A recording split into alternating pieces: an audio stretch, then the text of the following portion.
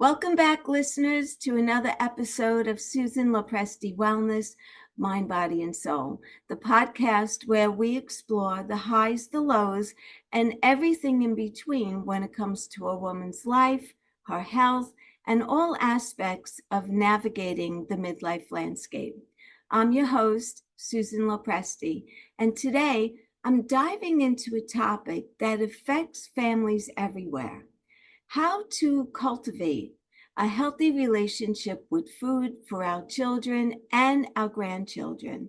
Now, many of my friends at this point are becoming grandparents for the first time, and many of them are becoming full-time caregivers to their grandchildren while the parents of these children go off to work. So this particular episode is for a young parent and the grandparents to learn the tools necessary for their young ones to have a healthy relationship with food. No longer are the days of using food as a reward or a punishment. We're going to hear a better way of encouraging kids to eat and have a healthy relationship with food. When you hear just how simple it can be, you'll wonder why you never thought of it. So, this episode is for anyone who's a caregiver to a young child, be it a parent, a grandparent, or a guardian of young children. So without further ado, I'd like to introduce Erika Muralidhar.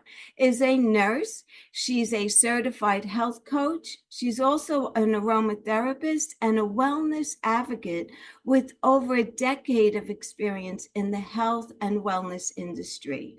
Erika is the founder of HealthE Wellness, a health coaching service that empowers adults to develop and create fulfilling wellness lifestyles for themselves and also for their families. Erika specializes in helping clients with nutrition, fitness, and mental well-being, and she has helped countless individuals making lasting positive changes in their lives. With a background in pediatric nursing, Reiki, and aromatherapy, and a passion for empowering others, Erika brings a wealth of knowledge and a genuine love for helping families live happy and healthy lives. When she's not working with clients, Erika enjoys experimenting with healthy recipes, exploring nature, staying active, and most importantly, spending quality time with her family. You can find Erika on Instagram, and I'll put all the links in the show notes as well, so you don't even have to write them down. One area of specialty that caught my eye with Erika is that she specializes in guiding parents and grandparents to nurture healthy eating habits in the next generation. We'll explore strategies to teach children the importance of balanced nutrition and how to use positive reinforcement without relying on food or treats as rewards. This episode is packed with valuable insights to help you foster lifelong healthy habits for the little ones in your life. So without further ado, Erika, thank you so much for spending time with me here and to bring this wonderful episode to my listeners. Thank you again for being here. I'm super excited to be here, Susan. Thank you for having me. You're welcome. You're welcome. So, Erika, let's get started. Tell me why you chose this particular area of specialization of health coaching. Yeah, of course, I can dive right into that. So, as you said, I was a pediatric nurse to start. So, my first love in the healthcare field really was already to help these young kids and, more importantly, parents. I think as a pediatric nurse, one of the main things that I loved doing was kind of sitting down and talking to parents, teaching them about their kids' diagnosis, teaching about how to support at home or different ways to make sure that they don't end up back in the hospital. So really trying to take that one-on-one time with these parents. And it seemed to make the most difference, and it made me the happiest. So it was the first start of my career of knowing that some sort of work with families, especially young children, was kind of where I wanted to go. Right. My current career path kind of took me a little bit to the preventative side of medicine. So I no longer work in patient care, but doing more of preventative medicine through health coaching and through functional medicine. So my coaching technique really is looking at belief systems. So peeling back layers to discover why we think the way we do, why we act the way we do. And through those belief systems and changing them to be better or kind of unraveling them to no longer believe them if they don't serve you, you can kind of create a health and wellness lifestyle that you actually want and the way that you want to kind of serve the rest of your life. So it really, to me, is setting up that next generation, because the way that mother, grandmother, grandfather, dad, the guardian itself can really, best serve their children is actually to really discover the underneath behind them, because everything that they do will then impact their child. Right, right. Interesting. I think it's great. I really do. Talk about how the adult's behavior becomes a mirror that the child picks up on and then mirrors back. Yeah, of course. So that's actually such an interesting part that I think a lot of people know, but don't really quite understand how that can work in real life. So what Mhm. I mean by a mirror is that a kid's subconscious and conscious mind really will take on everything that they're seeing, everything that you're doing, and everyone else that they're surrounded by. So they're taking up these like little lessons, let's say, throughout Mhm. life, and those will kind of be the building blocks for them as an adult. So I don't know if you've ever heard someone say like, "Oh, you're acting like your dad," or like that's the way that your mom would say that. Yes. And that really is because the kid is a mirror. So the behavior or that action that you are commenting on is what the parent is showing or what the parent is mirroring. So an example would be, you grow up feeling if like I grow up and your mom is very active. She goes to the gym and she talks about how, moving her body makes her feel really good. And she brings you along when it's appropriate or brings you out for walks and really like shows you like the beauty of moving your body and kind of is very positive Hmm. towards that. You naturally as a child will grow up to feel the same way or, have the same belief systems early on before your adulthood really sets in of like, I also like to move my body. This feels good. And that's kind of your norm Yeah. because that's what your mom did. Another way that it could go is that, I think the challenge with society, especially when I grew up, was a lot around weight and shaming. So if someone that a child sees quite often has some negative or positive connotations around weight, a child will naturally kind of pick that up and believe it as a system and either, you know, try and fulfill what that belief system is in the way that they think is best. Uh-huh. So it could be, making sure that they're a certain body type or not eating certain foods because the way that the language is used around them. So kids will always kind of spit back what it is that you're showing them. So what I really focus on with adults is kind of, as I said, kind of peeling back those layers on your own belief system and the way that you talk and the way that you feel about health, wellness, mental well-being, because those belief systems that are serving you are also what's going to be serving your children. So if there are things that you might not agree with anymore or might be a little bit outdated, it's really important to do the work for yourself because that will ultimately solve it for your child or help solve it. Right. What are some of the tools and strategies that you utilize to help children eat a healthy diet? And this has to be difficult because I was thinking about this when I was reviewing our first meeting, and that is that children are so bombarded by commercials on TV and all of these snacks and goodies and treats. How does a parent today find that balance and teach their children moderation or It's really difficult. It's super difficult. And, I think unfortunately our system and the way that we process food here in the States doesn't really always set us up for that best success. I think there's a lot of lobbying going around on the different types of foods that might not necessarily be great for us. So it is, as I said, as you mentioned, really difficult to kind of navigate that, especially when children go to school and around peers and people that parents don't necessarily have control over. So I Mhm. definitely understand that that is a super challenging, especially for my clients and especially for parents that I've talked to just ad hoc. Uh, but to kind of like dive into it a bit, I think obviously being in the wellness field, and I know that a healthy lifestyle is something that we want for ourselves, for our family, and for our children. And the thing that I always come back to when I first explain a lot of healthy lifestyles to parents is to think about what is nature telling us. So children, like naturally, their brain chemistry will crave sugar. And the reason that is because they're growing bodies, they're growing their brains. And so what the body wants is this fast, quick energy. And most of the time that comes from sugar or very simple carbs. And so it's not to say that children can't have any of that because obviously they need their brain to grow. And there, as you said, there are kind of things out there on the online and commercials in the grocery store. So it's really trying to find that balance. For reference, toddlers are supposed to be about 10, less than 10% of their diet to be sugar. So if that's a reference for parents and grandparents, that might be like helpful to remember. But really, I like to harp on more of, and my whole philosophy is kind of crowding out.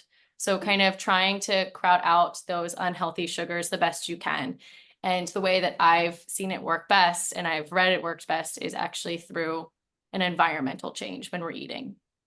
So what I mean by that is the best sort of environment that you can set up for your kids for a healthy diet is going to be was going to be your best bet for this to work. So what you do as a parent, first off, as I said, everything's a mirror. So step one is you check your diet, check to make sure that you're fueling yourself with the best food that you can and making sure that you are eating at the right times and kind of making sure that you're talking about food in the right way. And that's can be like step one. Step two is to really create this like family connection. A lot of studies have come out that most children will eat better foods for themselves when it is a family setting. I know previously we've talked about how dinner time is like such an important part of a family dynamic. And I think what they used to do in the past is, everyone comes around the table. It's like there's no technology because it didn't exist. And everyone is sitting there and talking and laughing and really taking the time to give thanks for the food that's in front of them. And by that relaxation, your body's actually going to absorb the nutrients much better.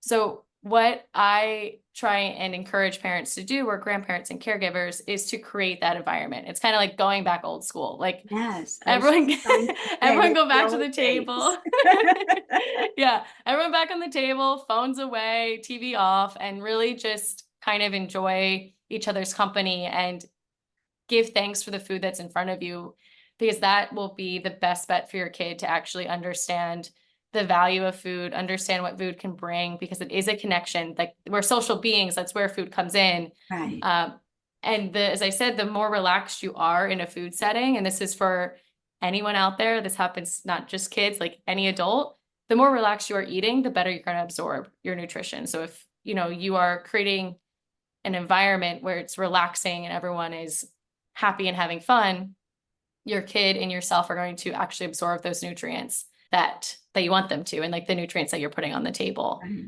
And I know the hardest part during caregiver meals is the no part of caregiver meals. Like, I know I don't want that. No, that's yucky. I don't like that, or whatever it is. And I get that. It is such a natural part of your brain. Similar to sugar, there is like an innate part of your brain, the reason why it happens. And it's because when we were, cavemen, anytime that you didn't know what it was, you would say no because you thought it would harm you. So part of our brain still hasn't really developed since then. So we still innately would be like, no, I don't want that because you think that you're scared of it or it might be harm to you. Right. So the best thing that you can kind of do as a caregiver is, again, set that table. When you are making the meal, I would put it into different parts. So like break everything up as simple as you can and kind of offer the food to the child as, what would you like here? These are all your options. Why don't you help me build you a plate?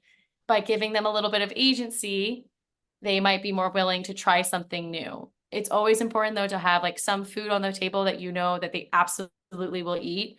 For one of my clients, it's like brown rice is a huge thing for their kid, or sometimes it's like a pancake or an egg that I know it's not normally dinner time food, but it is a good source of protein. So sometimes that could be something good for you to have across the table and kind of let them pick and choose what kind they want, how much they want of it.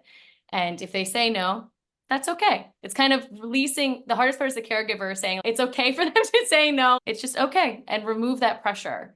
Because once you remove it, the kid is most likely going to actually eat the food that you were intending them to. I just love that because it's reverse psychology. Mm-hmm. You think about it, because I remember sitting at the table when I was young.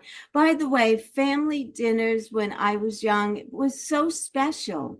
You sat down as a family, everyone talked. My mom cooked a fresh meal every single night.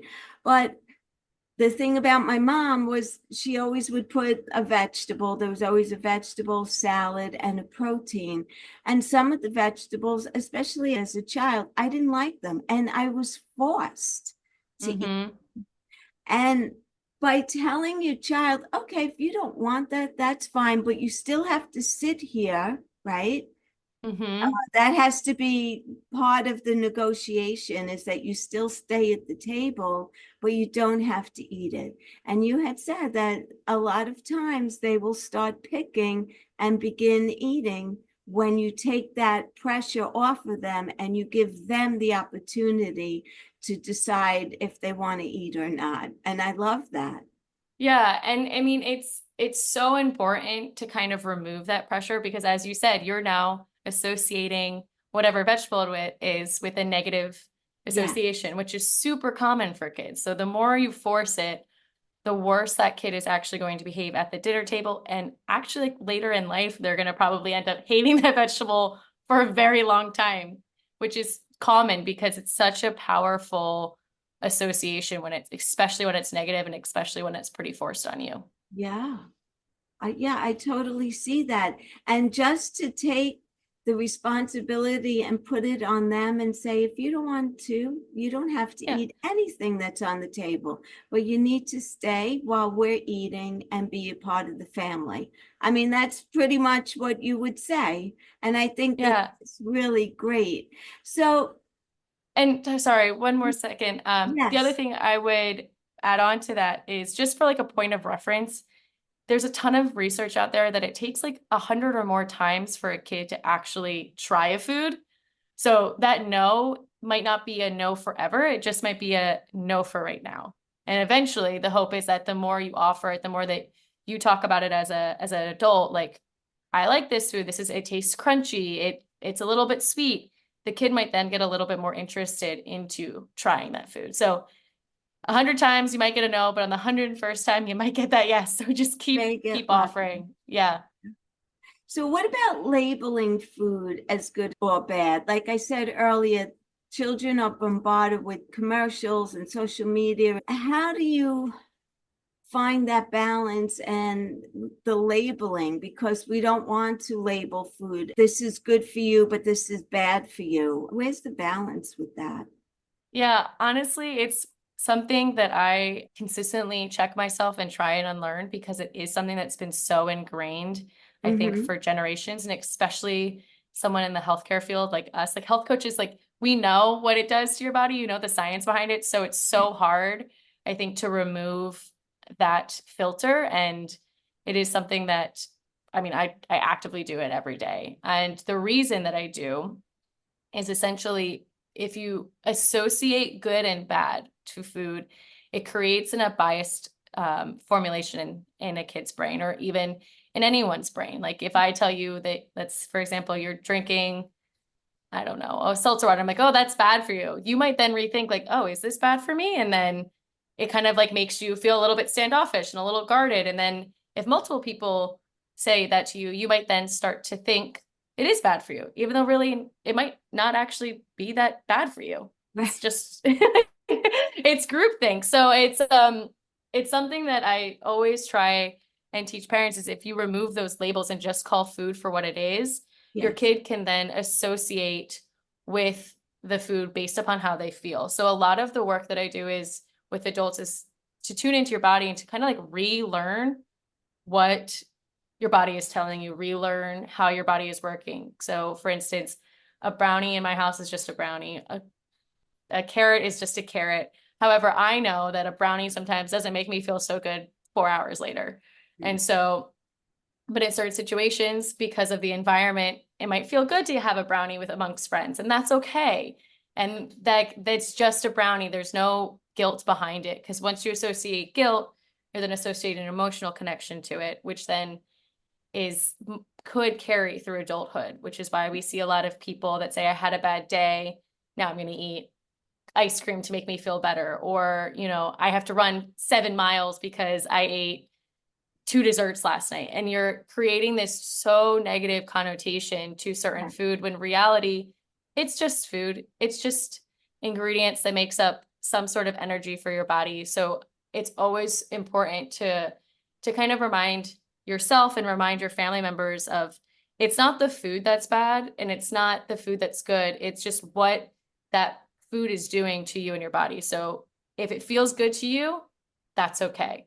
If it feels bad for your body, that's when you want to change and you want to substitute with something good.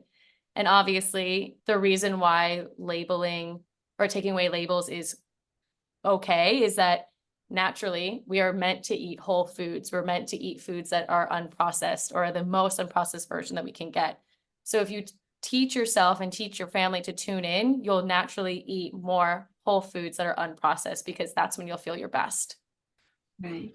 So do you think that focusing on good and bad and talking about food in that way, could that possibly be a trigger for an eating disorder later on down the road? Yeah, I mean, it certainly can. I think it kind of is all encompassing. It kind of talks about the mirroring that we talked about a little bit before, and good and bad, because I think when you put them two together, and let's go back to the example that I said around when I was growing up, there was a lot of society saying, a thin weight was the best.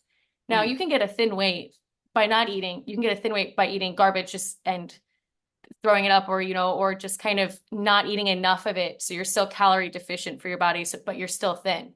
Right. So I think the challenge is when you put it all together, you're kind of creating this overanalyzation. And I think that's the part that it can be really damaging, is that you're overanalyzing every action that you're doing. You're overly analyzing every food that you're doing. You're overthinking, which is increasing your cortisol, which is increasing your stress. And then you're kind Yeah. of rolling down this rabbit hill of just trying to get control of something, which is sometimes, again, every eating disorder and every situation can be very different, and the triggers can be very different, but you do have a possibility of kind of running around this rabbit hole of being hyperly focused Right. on your weight, hyperly focused on the food, which then can kind of make you feel overwhelmed, which is sometimes what studies have seen can be linked to wanting control, which could be linked to an eating disorder.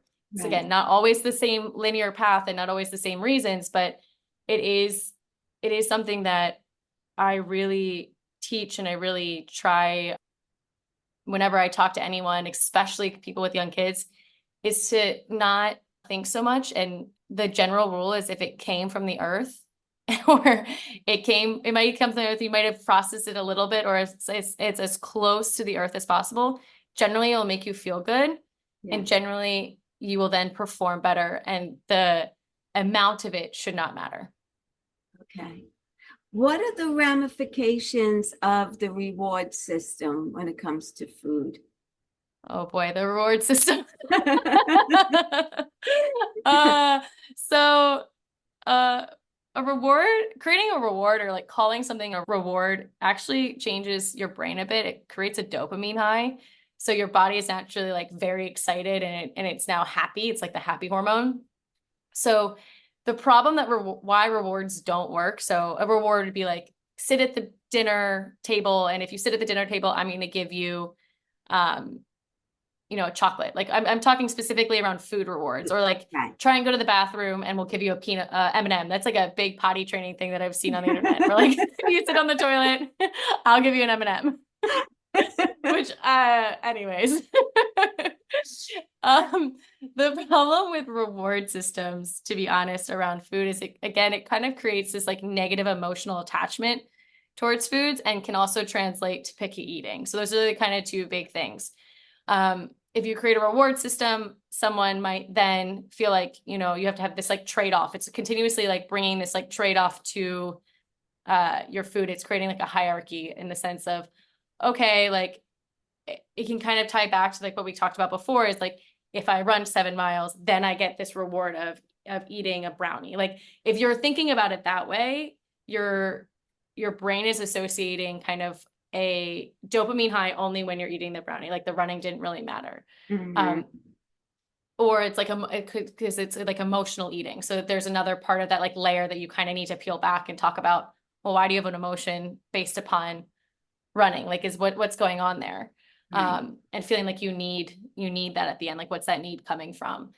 Right. And the other problem is picky eating. So like if you start a reward system as a child or at a young age and you're kind of rewarding them to do something, yeah, in the moment it may be like, great, good, I got my kid to eat my vegetables. But really, really, you're creating a negative association with that vegetable or with that food, and also then kind of complicating the relationship that they have with the food. So you're kind of not in the long run helping what it is that you want to solve in the beginning. Right. And it will just further the picky eaters. I've heard a lot of parents talk about how like, they'll have their kid try and sit down for dinner. It won't go well. And they'll tell the kid, if you sit down for dinner, you can have dessert. And the kid just refuses to eat, refuses to eat, refuses to eat. And eventually parents will give up and reward the kid for dessert. So in their brain as a kid, they're like, okay, if I sit at this dinner table long enough, Yeah. eventually I'll just get the treat that I want. So I know that rewards are part of trying to do positive reinforcement, which is good. But I would argue that maybe a different type of reward system probably Yes. would be better Yes. than Not food. around food. Right. Yes, Exactly. yes, because that is feeding into a lot of the other things that we've talked about so Yeah. far. And so, what I would encourage parents to do is to incentivize connection. So, like, okay, so we're going to eat dinner and then we're going to read a book, but we Yeah. have to eat dinner first and then we'll read the book. Or after like lunch, we'll go to the park or something with a positive end to it where it's something the kid would want. Or another good example is like, if once we pick up all the toys, then we can do bath time or something like that. Cause like some kids like bath time. But anyways, you want the action there and to reward it with almost like a connection or something that's going to foster creativity or something that's going to bond you and your kid. Because that way, if it's kind of more of this activity based or more of this connection based, you're also not running the risk of, which a lot of parents, I guess, have run into problems with, of like, if you do this and then you get a toy, sometimes while it's not food, you also run the risk of that needing to be bigger and bigger each time. Yeah. I think it should be a reward where you're doing something that is fun for the child, Mm-hmm. that has a healthy spin on it in some way. Like we'll go to the park for a half hour after dinner, or we'll play A basketball. board, yeah, anything, Something, anything. yes, that fosters a positive, not that you're going to get an ice cream at the end of it, because Yeah, yeah, I love that. I really do. It's really simple psychology in a way, but we get caught up, I think, also as parents of youngsters. Sometimes we just don't have the patience at the moment, and it's yeah. easier just to give in and give them what they want or the treat that they want. But in the long run, you're not really doing them any favors. Am I right about Yeah. that?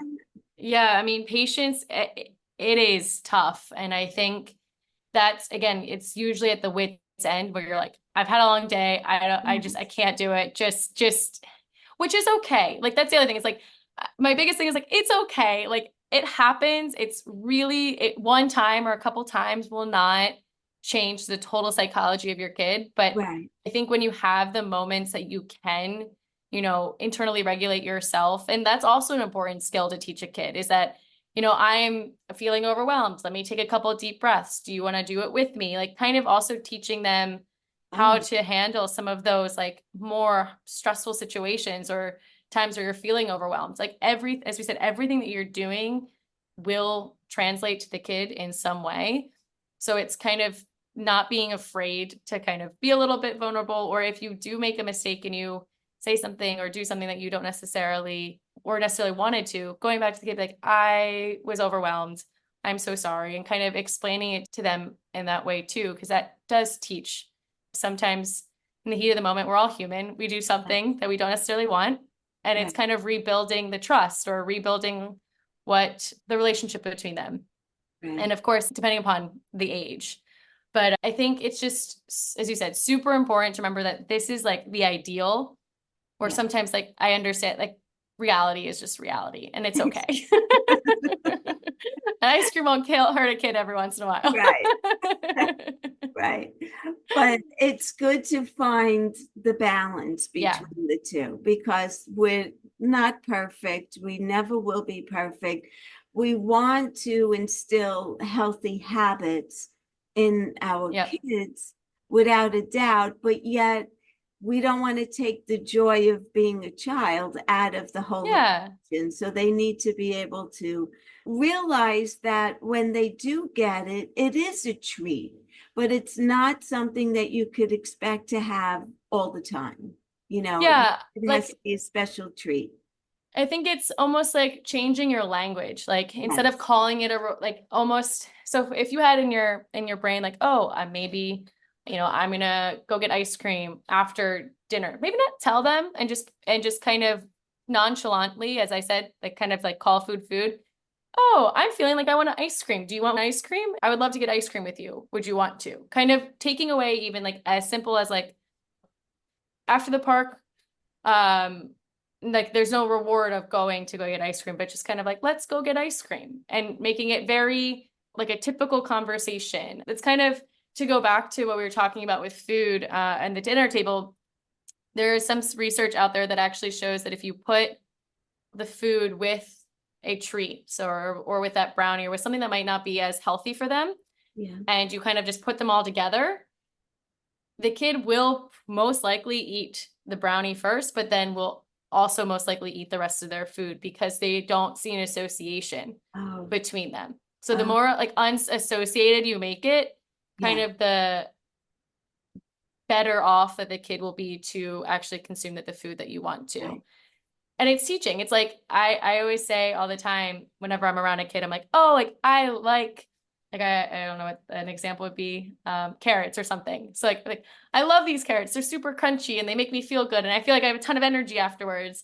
And then they'll be like, what is that? And kind of get them more curious about it. But like Yeah. talk, like it sounds so silly to talk about it that way, but truly it is. Or, you know, I ate ice cream yesterday and my stomach isn't feeling too good right now, but that's okay. I need to like not eat ice cream tonight because it's still kind of hurting from yesterday. Right. Like kind of talking about some of these like feelings and associating again back to your body, kind of like in tuning in, doing intuitive eating of like this feels good, this didn't feel good, and kind of explaining why. And sometimes that can help a kid recognize like, you know, I liked this, I didn't like that, or I'm full. That's a big thing. Like kind of feeling like your belly full, you're done. Like it's okay. Right. Right. It's psychology. I mean, Such, yeah, simple psychology, I feel like, because you put it into proper perspective. You're taking the emotion out of it and you're just looking at it for what it really is all about. And it's just simple psychology. I want truly simple but complex. yes, exactly. Talk about the Clean Plate Club. What is that all about? Yeah. The clean plate club. My gosh. Say that I five had times a hard fast. You'll never time get too. it. You'll never get it. Um, to tell everyone what a clean plate club is, because I know some people have heard about it. I think Susan, the first time I explained this to you, you're like, "What are you talking about?" Um, it essentially is this club or a membership where you finish all the food that's on your plate. Usually in most households where this is an institution or where like they encourage you to be a member of the Clean Plate Club is when a parent or a caregiver has plated the food for a child, given it to them and said, okay, now you have to eat all of your food to be a member and you can't leave until you become a member and we're done with dinner. So what that incentivizes then is a child needing to, A, they might not be that hungry. B, they might not love all the food that you plated them. and see, it kind of like takes away all agency from them. And it's a more of like a forceful technique to get them to eat the proper nutrients. And I understand why parents do it. I mean, I think a lot of parents, as you said, kind of mealtime is one of the hardest parts around small children. It's also really challenging to feel like, or it's a very anxious feeling of like, did my kid get enough nutrients today? Have they eaten enough today? So there's a lot of concern around the type of food, the amount of food, and all that kind of things when it comes to a kid. So I understand the idea behind it, but the problem is that it causes, again, so much emotional eating towards what you are doing. A lot of clients that I've talked to about this, I have one that comes to mind is Brussels sprouts were part of her clean plate club. So her mom would make Brussels sprouts, put it on her plate, and say, now you have to eat everything that's on your plate before you leave. So she wasn't hungry very often for those types of foods, but it's there. She got a big portion of it because she had no agency in how much she wanted. She had to try it and she had to finish it. So to this day, being an adult, she can say like, oh, I hate Brussels sprouts. And because you go back to that, like that exact moment where you're a child sitting there and someone saying, you have to do this before you get to leave. So very strict with rules in that kind of way. So they would not give in. And it's just kind of like part of the meal and you have to do it. And so it's a lot of work that I do with clients to kind of say, okay, well, maybe Brussels sprouts might not be always your favorite thing, even as an adult, but what is the emotion behind that? Why is Brussels sprouts so triggering for me to suggest that you add to your diet? And it's because they had this negative association. So kind of trying to just like separate with work of between the food itself and the emotion attached to it. If you can separate them, it might be that you like Brussels sprouts and you just never knew it because it's so emotionally triggering to you because of your experience as a kid. Do you think this is a good tool, this clean plate club? No, No. not at all. As I No, said, I don't I either. honestly, not at all. Because I think, again, it hits everything that I don't necessarily agree with on mealtime. It is about connection, which is fine. You have to sit at the table. However, it takes away an agency. Like a kid should be able to pick amongst the table what it is that they want from the table. I think with kids getting served every 2 to 3 hours, you do have a good chance as a parent to kind of introduce healthy food options that are nutritionally balanced for a kid. So if that night they just want I don't know, the carrots, that's okay. Or just the corn, like, okay, that's okay. If they're hungry in 2 hours or they seem hungry, you can name it for them. Say like, oh, you're looking hungry. You're like, your mood has changed. My mood changes too. Do you want to go get some food? And you can reintroduce another sort of snack or another sort of like healthy option for them.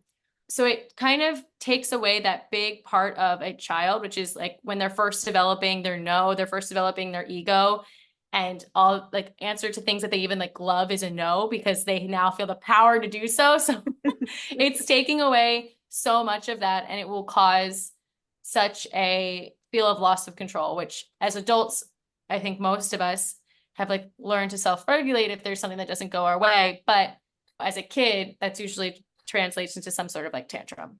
Yeah. So kind of like trying to provide some sort of agency and let them pick some of the stuff they want, let them pick the amount is really helpful for them to want to try new foods and to be open to that. The other reason why I don't like it is it doesn't tune into that whole intuitive eating that we talked about of like, I'm hungry or I'm full. Because a lot of time, if you like parents naturally need more food and energy than kids. We just we're larger bodies. We consume more energy. Right. Whereas a kid might not need that much, but if you're serving the same amount or if you're over serving them and telling them they have to finish it, you could cause overweight, you could cause, overnutrition. And also you're kind of taking away that concept of like, I'm full or I'm hungry, which is super hard, I think, to get back in a way. So it's kind of like you're setting kids up to overeat in the future if you don't let them kind of tell you like I'm full or if they have to finish everything. Yeah.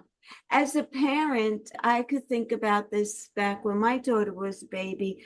I would prefer to see her eat or taste everything that was on her plate. She doesn't necessarily have to finish because, like you said, everyone is different. She may not be really hungry right now, but giving her the opportunity to try everything on the plate, I think is a great idea. And then, okay, whenever you're done, you're done. They did have something. And I think if you also say, you don't have to eat anymore, but I would prefer that you sit at the table and continue to talk until we're all done, they may start picking again at it. Just reverse Yeah. psychology Yeah, again. it truly is. And the other thing I know, because asking a kid what they want or asking a kid like what they would like to eat can also be a really daunting thing for a caregiver because, if you are kind of putting a ton of agency on the kid, you're also then losing boundaries as a parent or as that caregiver. So another thing that I like to teach parents is like, if you are struggling and they're like, hey, I don't want, you know, X carrot, you say, okay, that's all right. You don't have to eat it. But they say like, but you say, what else do you want on the table? And they say, I want like mac and cheese that has nothing to do with the table. You go, okay, well, mac and cheese is on the menu tonight. We can look into bringing it in tomorrow. This is what we have tonight. And kind of creating that boundary with a kid, because that also is really important. But the flip side is if you do make a promise, you got to keep it. Yes, That's or else the kid will not listen to you afterwards. right. It's mac But and cheese tomorrow, regardless. yeah, yeah, yes, regardless. But it is an incentive to try and get them to try something else on the Yeah, table. Um, because if not, they might like you don't want to give total agency, but you want to give them enough for their age or for enough for them to at least be a participant. yes. And be able to make a choice and allow Yeah. them to make. Yeah, or like talk about the food. I think that's the most interesting thing that you can do with a kid is like, what does the flavor look like to you? Do you feel like it tastes like, as I said, like crunchy, like kind of like this, the sensitivities, like, is it crunchy? Does it feel soft? Trying to think of other things that I've used in the past. Is it slippery like soup or something like that? Or does it feel like water? Like, is it liquidy? Like you can kind of like play around with like different adjectives and different ways to describe the food. And Yeah, also like it might encourage them like, oh, this is crunchy. Do you want to taste it? Can you tell me, do you think it's crunchy? Like kind of get them like almost like a game, yes, everything kind of like gamify it a little bit and get yes. them a little bit interested in it can help them try and want like pick it up and try it with you. I love that. Erica, give me a final thought. My final thought is if you as a parent or caregiver can kind of create the best environment to have a successful interaction with food, that is kind of all you really can do without seeking further guidance. And so if you create this family dynamic, if you create this safe environment with the foods and have a food that they definitely like and kind of talk about the foods and kind of make it more interactive, um, you know, and watch the way that you speak about stuff off the plate and kind of watch and kind of try and be the best version of you off the plate, you're most likely going to have a kid that will at least eat something on the table. Right. And I feel like giving them the option to say, okay, if Yeah, you're not hungry, this is what we're that's having. okay. But you Or need, get them involved in the kitchen. That's another cool tool. Like have yes, them mix things, have them get involved because the yes, more the more you bring them into the whole experience and you make it an experience, the yes. more likely the kid or the child will come along with you during it. So like Excellent. yeah, like if you like I love making like pancakes with my niece and we're like in there and she's mixing it and we're talking about the eggs and we're talking about everything that we're putting into it and why we put into it and kind of she doesn't really understand all of it, but it is something that like the more you talk about and the more you're vocal about what it is and why you're eating it and how it makes you feel good and the different components of it, then it's kind of exciting when she's like, oh, like, do you want to make it into a shape? Like Yeah, anything. I'm like, anything to get you to more excited about this yeah. entire event is what I will do. So that way the success of you trying it is that much higher. I love it. I love it. Thank you, Erica. Yeah, I'm so I happy. believe that this episode is going to be eye-opening for a lot of parents and grandparents. And, like I said earlier, I know from my own experience, a lot of my friends who are newly parents, they're watching their grandchildren on a Yeah. 5 day a week schedule.